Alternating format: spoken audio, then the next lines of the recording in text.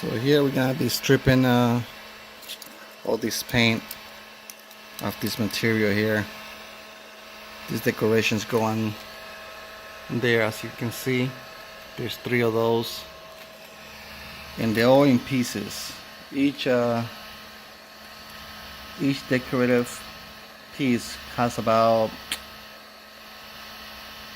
8 pieces total, and you have to do those separately because the material is I don't know if it's foam. I really doubt it's foam, and I don't think it's that plastic like the carpenters use, that polyurethane.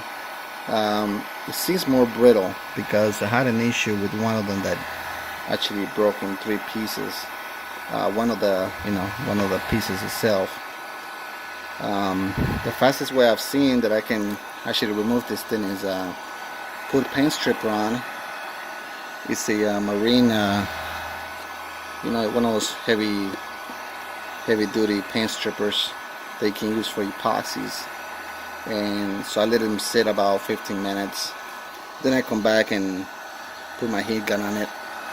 Sometimes, most of the time that helps activate the paint stripper to work a little faster. I don't know if you can see the bubbles. I mean, yeah, you can get bubbles like that when you just put the heat gun on, but if you put the paint stripper and then you put the heat gun on top of it, I'm gonna show you a sample here. It actually bubbles up faster because it's, you're doing 2 things. You put a paint stripper on, and then on top of that, you got a heat gun, so it just helps activate it faster. So once I get that, once I get a certain area like that, I come back with my painter's knife, and I lift this up right here, and usually I can get a good chunk out of that off. So I'll keep doing that because if you keep the heat on it, you don't want to put too much heat on this either, but you can judge about how soft it gets. I mean, it's easier to do this with 2 hands, but I just want to show you a little example of how I'm doing it.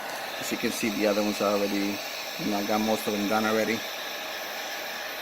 I'm gonna prime this stuff with beam primer, which is the shellac based primer, and that stuff it's really good for stuff like this when it's not really wood. It's not really something that regular primers will stick to. Beam primer has a tendency of sticking to tough surfaces that other paints fail. I mean primers, but this stuff you can actually put over mirrors, and you can paint over it. And I'm telling you that paint's not gonna come off. I mean that's the same primer I use for to do cabinetry, kitchen cabinets that maybe what they were done before with a hard oil based paint, or even a shellac, even a lacquer. And usually I just degrease them, and then I just spray that beam primer over it. And I'm telling you, I never had a problem with that paint peeling off or chipping off, anything like that. So if you do stuff like that, then I recommend using beam.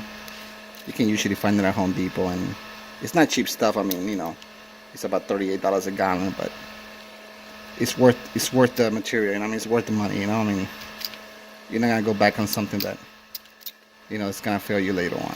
So, all right, well, just showing you the little part there. As you can see, you can remove paint like that pretty easy with paint stripper and a heat gun. Just be cautious of how much heat you apply to anything. Of course, you don't want to ruin this stuff or the wood, or even the paper. You don't want the paper to be catching fire. Alright, well, till next time, guys. Thank you for watching.